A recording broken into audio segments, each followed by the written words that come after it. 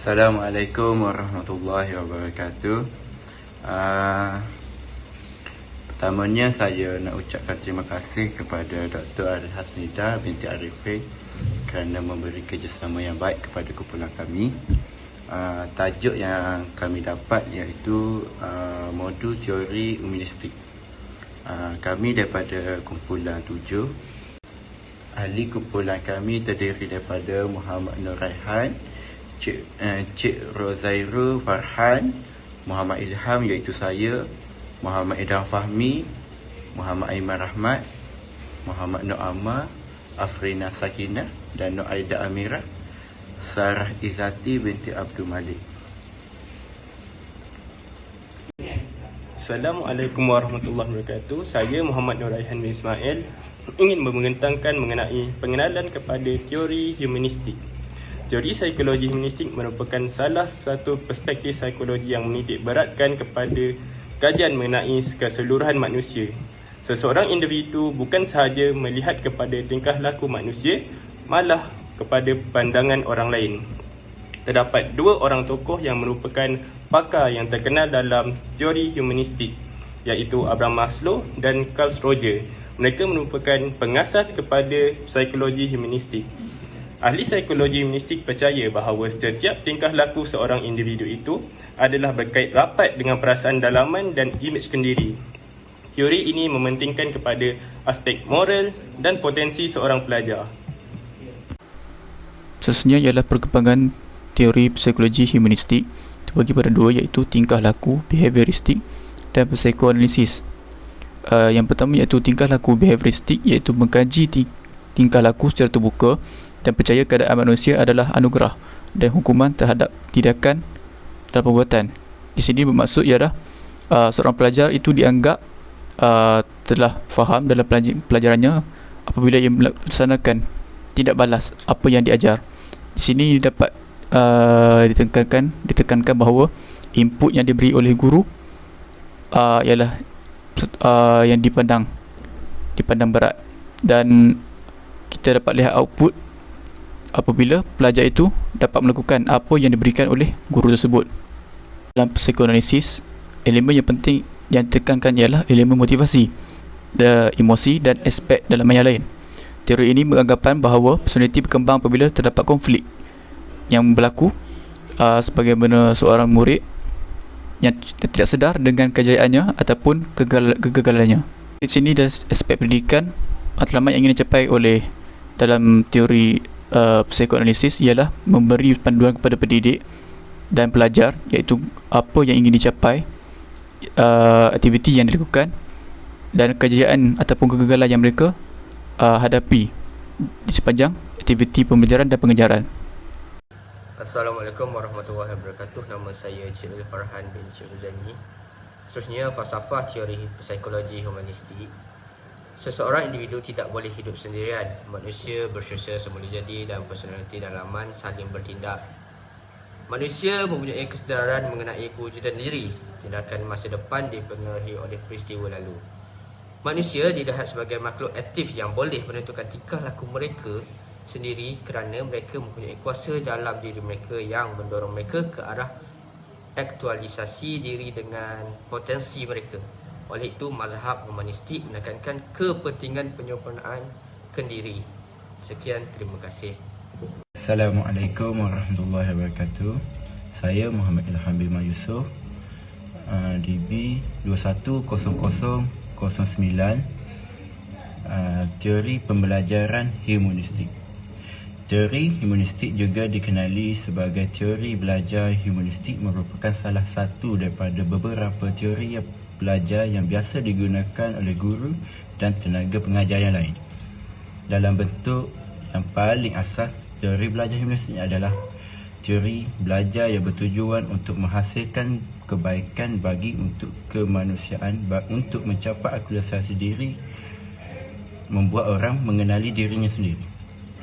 Menurut Kom, salah satu sebab tokoh terkenal mempunyai pandangan yang berbeza ialah pembelajaran lebih daripada sekadar mempelajari cara mengajar dan bahan. Ia adalah tentang bagaimana untuk mengajar diri sendiri dan bagaimana untuk melakukan dalam aspek pelbagai cara. Sepanjang proses, dia telah memperoleh hasil yang menggalakkan. Selain itu, Abraham Maslow adalah seorang lagi pemikir yang telah mengkaji teori ini. Proses belajar adalah hal yang paling penting dan perlu dilalui oleh semua murid. Carl Rogers juga telah menyatakan minat terhadap teori belajar humanistik. Rogers mendakwa bahawa proses pembelajaran memerlukan penggunaan kemahiran khas dan membolehkan pelajar dan guru dengan berkesan. Tanpa sebarang prasangka, kedua-dua organisasi tersebut, proses pembelajaran akan berjalan dengan lancar. 3 mempengaruhi pandangan tentang teori pembelajaran humanistik adalah sebab yang pertama, tumpuan nada yang berlaku dalam individu seperti perasaan atau emosi, kerana setiap murid mempunyai tahap dan kaedah fahaman yang unik.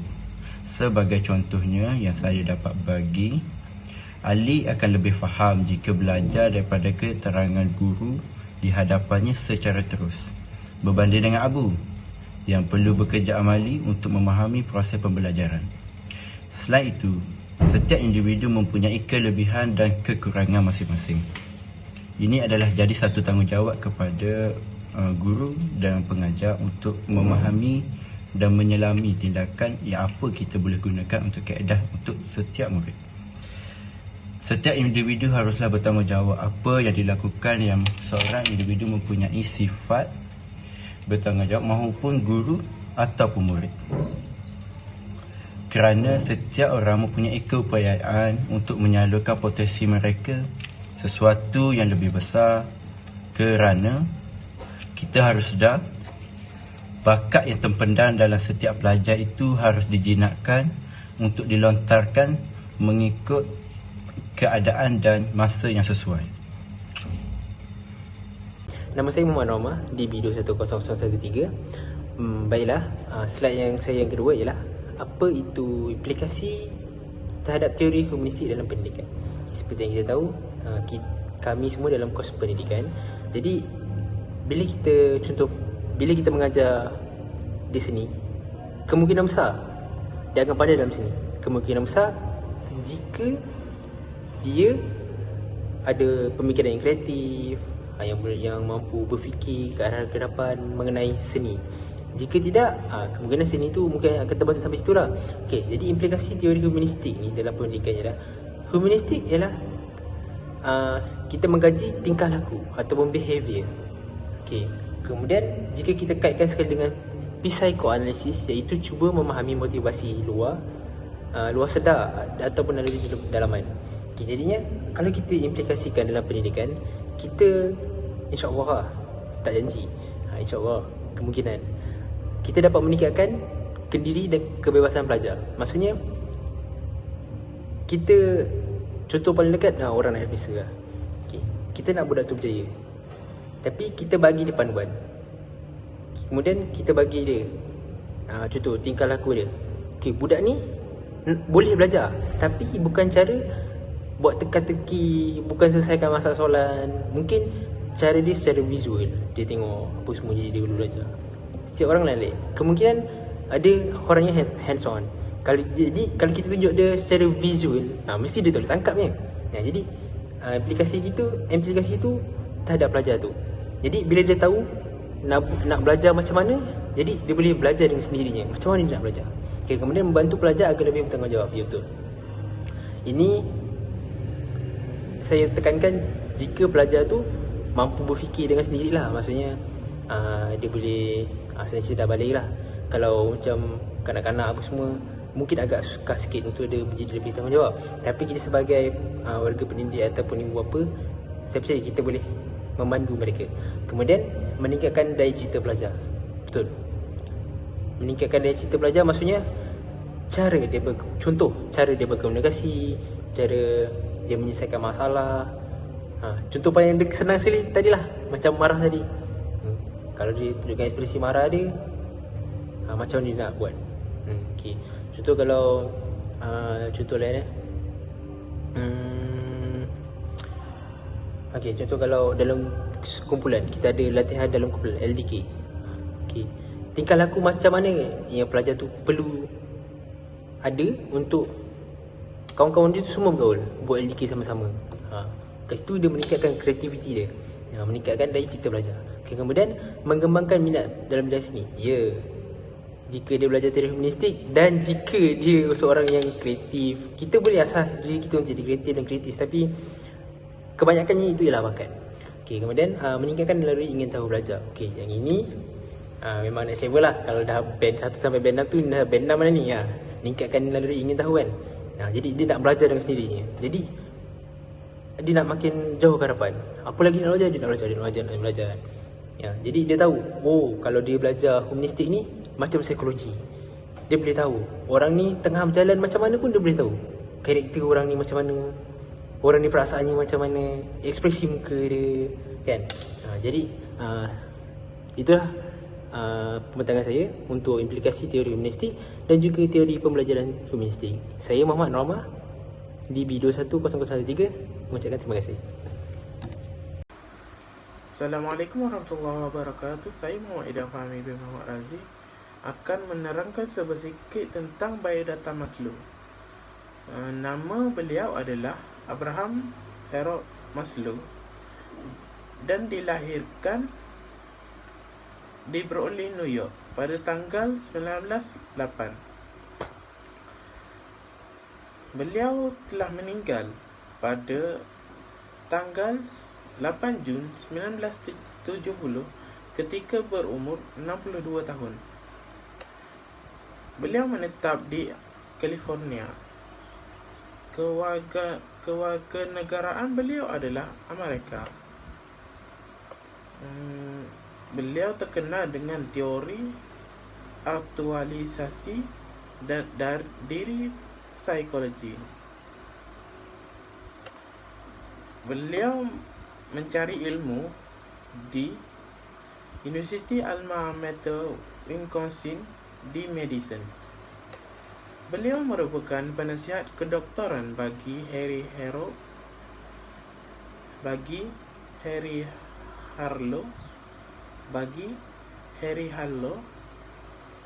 dan beliau menginspirasikan Douglas MacGregor, Colin Wilson dan Abbie Hoffman.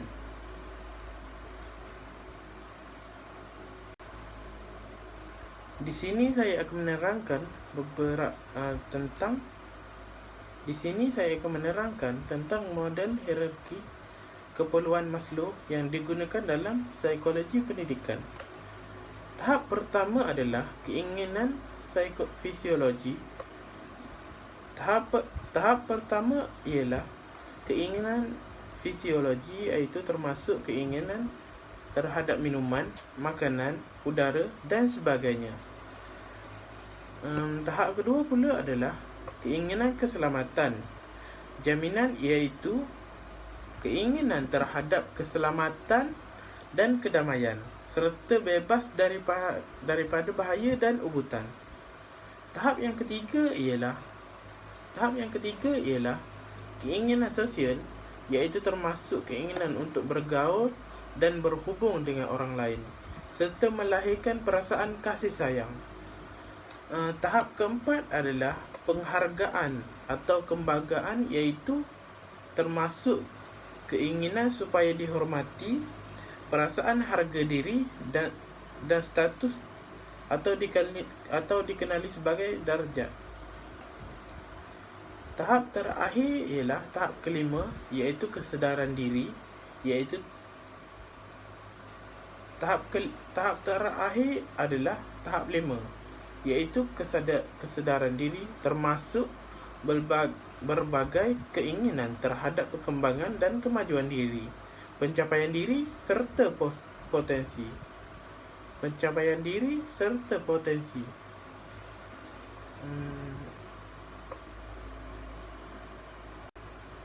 Seterusnya saya akan menerangkan tentang teori motivasi Maslow. Teori motivasi Maslow adalah teori umum motivasi yang menyatakan bahawa keinginan untuk memenuhi keperluan adalah perubahan asas dalam motivasi. Teori keperluan dan keinginan manusia, Maslow, merupakan deskriptif tentang keperluan dan keinginan manusia. Terdapat 5 peringkat keperluan dalam teori Maslow di mana ia bermula dari bawah ke atas.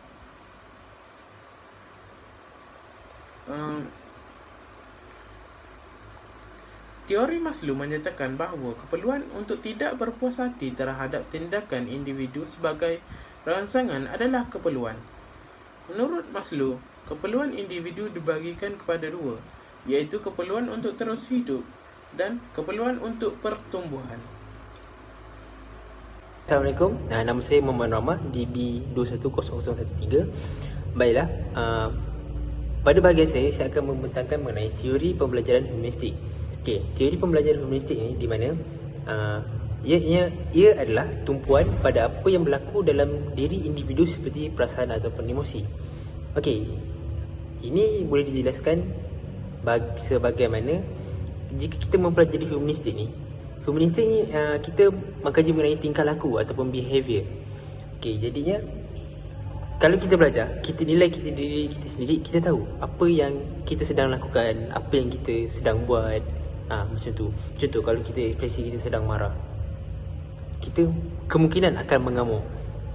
Tapi jika kita menerapkan teori humanistik ini dalam pembelajaran kita atau dalam diri kita, kita marah. Tapi kita tahu tingkah laku marah kita tu akan menyebabkan masalah pada orang lain. Jadi kemungkinan tingkah laku itu kita dapat stop disebabkan kita mempelajari humanistik ini dan kita berfikir. Okay, kemudian seseorang individu itu bertanggungjawab terhadap tindakannya. Okay, seperti yang saya cerita tadi, dia berfikir perlu atau tidak perlu. Jika dia marah, perlukah dia menunjukkan ekspresi marah dia kepada orang lain? Okay, jika perlu dia menunjukkan ekspresi marah dia kepada orang lain, adakah perlu dia memarahi semua orang di sekeliling dia? Seperti menunjukkan sifat marah itu sungguh dominan dalam kalangan orang. Okay. Mungkin kalau dia berfikir dan dia kalau dah balik lah, mesti dia boleh fikir kan, mesti benda tu ialah tak patut kan. Kalau dia buat juga, maksudnya dia membuat perkara yang tak perlu. Jika dia marah pada individu A, perlukah dia marah individu B dan C? Sudah tentu tidak. Itulah dimasukkan seorang individu bertanggungjawab ke atas tindakannya. Okay, kemudian setiap individu mempunyai keperluan untuk mengembangkan potensinya ke tahap maksimum. Okay. Jika dia mempelajari teori humanistik ni, kita dapat lihat jika dia betul-betul menerapkan teori pembelajaran humanistik ini dalam kehidupan seharian dia, saya percaya dia boleh mengembangkan terutamanya dalam aspek emosi, perasaan, hati dan akal dia terhadap tingkah laku dia. Jika dia nak membuat satu perbuatan yang baik, dia akan buat baik. Jika contoh perkara paling senang sekali ialah marah lah. Benda ni memang saya rasa siapa yang dapat kawal emosi marah dia tu, dia dah marah gila tapi dia cool, tenang. Itu memang itu saja untuk teori pembelajaran humanistik. Assalamualaikum dan selamat sejahtera. Nama saya Afrina Sakinah binti Hamdan, nombor matrik DB210094. Seterusnya, saya akan menerangkan tentang teori kognitif tentang motivasi. Apakah itu teori kognitif tentang motivasi? Teori kognitif tentang motivasi ini ialah apabila individu itu sendiri mempunyai motivasi untuk memperoleh keinginan bagi mencari penyelesaian kepada setiap masalah. Dengan ini, teori kognitif tentang motivasi memfokuskan kepada keyakinan, harapan dan kesungguhan seseorang individu untuk memahami atau membuat andaian dan memahami sesuatu perkara dengan lebih mudah. Hal ini menunjukkan bahawa impak dari keyakinan dan harapan dalam sesuatu perkara merupakan sebahagian dari teori motivasi kognitif. Terdapat dua teori yang termasuk dalam aliran ini, iaitu pertama sekali ialah teori kognitif Brunner dan yang kedua ialah teori kebutuhan berprestasi atau Need Achievement Theory. Okey, apakah itu teori kognitif Brunner?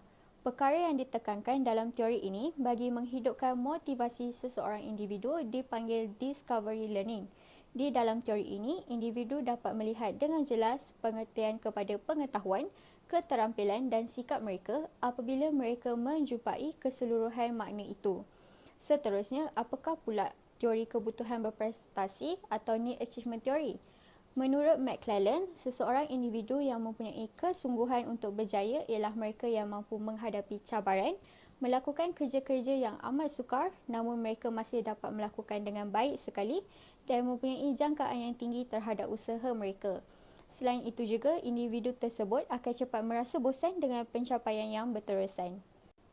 Sekian daripada saya, terima kasih. Assalamualaikum dan selamat sejahtera. Saya Nur Aida Amira binti Muhammad Zulkifli, nombor matrik DB210098 akan membentangkan tentang teori motivasi pencapaian. Motivasi pencapaian merujuk kepada keinginan dan keazaman seseorang untuk berjaya atau mencapai sesuatu yang dihasratkan. Ia juga dianggap sebagai rangsangan kepada kejayaan seseorang atau mengelakkan kegagalan. Setiap orang mempunyai matlamat yang ingin dicapai, tetapi apa yang membezakan seseorang individu daripada orang lain ialah tahap motivasi dalam setiap daripada mereka dan betapa gigihnya seseorang itu berusaha untuk mencapai matlamat yang ditetapkan. Menurut Abraham Maslow, terdapat beberapa ciri yang menunjukkan seseorang itu mencapai motivasi diri. Antaranya, dapat melihat realiti dengan lebih berkesan. Ciri atau sifat ini akan membolehkan seseorang mengenali pembohongan atau kepalsuan yang dilakukan oleh orang lain dan menganalisis semua fenomena alam dan kehidupan secara kritis, logik dan mendalam. Ciri-ciri ini tidak menimbulkan sikap emosi tetapi lebih objektif. Beliau akan mendengar apa yang patut didengar, bukan apa yang orang lain mahu atau takut. Pemerhatian yang mendalam tentang realiti kehidupan menghasilkan minda yang bijak yang tidak mencari keuntungan atau pengaruh sementara. Selain itu, terima diri anda dan orang lain seadanya. Orang yang mengaktualisasikan diri menganggap diri mereka penuh dengan kelemahan dan kekuatan oleh orang lain. Sifat ini membawa kepada tahap toleransi yang tinggi terhadap orang lain dan tahap kesabaran yang tinggi untuk menerima diri sendiri dan orang lain. Beliau akan terbuka menerima kritikan, cadangan atau responden daripada orang lain. Seterusnya, spontan, kesederhanaan dan rasional orang yang mengaktualisasikan diri yang dicirikan oleh fakta bahawa semua tindakan, tingkah laku dan pemikiran mereka berlaku secara spontan, semula jadi dan bukan fiksyen. Jadi apa yang boleh dilakukan bukanlah berpura-pura. Selagi tidak bercanggah dengan prinsip yang paling penting, sifat ini menghasilkan keterbukaan terhadap tabiat manusia walaupun beliau mengejeknya di dalam hatinya. Namun, sekiranya keadaan atau adat masyarakat itu bertentangan dengan prinsip yang dianuti, beliau tidak akan teragak-agak untuk mengatakannya dengan tegas. Tabiat yang wujud dalam masyarakat termasuklah adat yang tidak bermoral, pembohongan dan kehidupan sosial yang tidak berperi kemanusiaan. Akhir sekali, fokus pada masalah. Seseorang yang menzahirkan dirinya untuk semua pemikiran, tindakan dan ideanya bukan berdasarkan kebaikan dirinya, tetapi atas kebaikan dan manfaat yang diperlukan oleh manusia. Oleh itu, segala pemikiran, tindakan dan konsep berkisar pada masalah yang dihadapi oleh manusia, bukannya masalah yang mementingkan diri sendiri. Assalamualaikum warahmatullahi wabarakatuh. Nama saya Sarah Izzati binti Abdul Malik dan saya akan membentangkan tentang tokoh-tokoh dan sumbangan mereka kepada bidang psikologi. Selain Abraham Maslow, terdapat beberapa tokoh dalam bidang psikologi seperti Frederick Irving Herzberg, David McClellan, William James dan sebagainya. Barisan tokoh tersebut telah banyak memberi sumbangan kepada dunia pada hari ini dan terus menjadi rujukan. Tokoh yang pertama ialah Frederick Irving Herzberg. Beliau lahir pada 18 April 1923 di Massachusetts, US. Frederick Herzberg menyambung pelajaran tahap tinggi di City College of New York dan University of Pittsburgh. Terdapat banyak karya yang telah diterbitkan beliau. Antaranya ialah Motivation to Work, Employee Requirements, Humanities, Practical Education in Management, New Perspective dan sebagainya. Terdapat dua sumbangan beliau di dalam bidang psikologi, iaitu teori two factor dan teori motivation hygiene. Tujuan Herzberg mencipta dua teori tersebut adalah untuk meningkatkan motivasi pekerja. Teori tersebut bertujuan untuk mencipta peluang kepada pekerja untuk mengambil bahagian dalam tugas mengurus, merancang, menilai dan menambah baik hasil kerja mereka. Seterusnya, tokoh kedua ialah David Clarence McClellan. David McClellan lahir pada 20 Mei 1917 di New York, USA. Beliau telah menyambung pengajian di Yale University, Wesleyan University dan University of Missouri. Beberapa karya yang telah diterbitkan beliau ialah Personality, Studies in Motivation, Human Motivation dan banyak lagi. Sumbangan beliau di dalam bidang psikologi ialah penciptaan teori The Needs. Secara amnya, terdapat 3 subtopik di dalam teori The Needs iaitu Need for Achievement, Need for Power dan Need for Affiliation. Need for Achievement berkisahkan tentang individu yang berkeinginan tinggi untuk membina pencapaian tinggi. Ianya cenderung untuk menetapkan matlamat mereka dan sentiasa menilai kemajuan supaya matlamat yang dicipta dapat dicapai. Seterusnya, Need for Power adalah tentang keperluan untuk memberi kesan kepada orang lain. Mereka biasanya lantang bersuara, lebih suka aktiviti masa lapang yang kompetitif dan terdedah kepada tingkah laku agresif. Akhir sekali, Need for Affiliation adalah tentang individu yang bimbang tentang orang lain menyukai dan menerima mereka di tempat kerja. Dan mereka sentiasa akan mencari bantuan walaupun ianya bermakna mengorbankan kecekapan mereka. Tokoh terakhir ialah William James. William James lahir pada 11 Januari 1842 di New York. Beliau menyambung pelajaran tahap tertinggi di Harvard University. Antara karya yang diterbitkan William ialah Pragmatism, Human Immortality, The Will to Believe dan banyak lagi. William James menubuhkan teori emosi James Lange dengan kerjasama Carl Lange. Emosi, menurut idea ini adalah tindak balas fisiologi. Apabila manusia terdedah kepada sesuatu peristiwa, badan mereka mengalami perubahan fisiologi yang berfungsi sebagai isyarat emosi. Sumbangan falsafah lain oleh James ialah sesuatu kepercayaan adalah benar jika ia berguna. Keselarasan tanggapan dengan realiti boleh digunakan untuk mengesahkan kebenarannya. Beliau berkata juga bahawa teori ini mungkin digunakan untuk menguji sama ada kepercayaan agama adalah benar dengan menentukan sama ada ia memberi manfaat kepada semua orang di planet ini.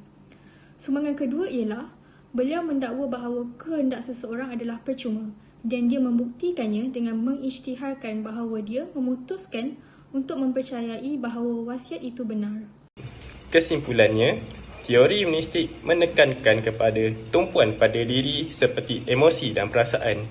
Selain itu, seorang individu perlu bertanggungjawab kepada atas tingkah lakunya. Seterusnya, seseorang individu itu mempunyai kehendak untuk meningkatkan potensi dirinya ke tahap yang lebih tinggi. Akhir sekali, teori psikologi humanistik dapat membentuk sahsiah pelajar yang baik bernilai murni bukan sahaja pada akademik semata-mata. Sekian, terima kasih.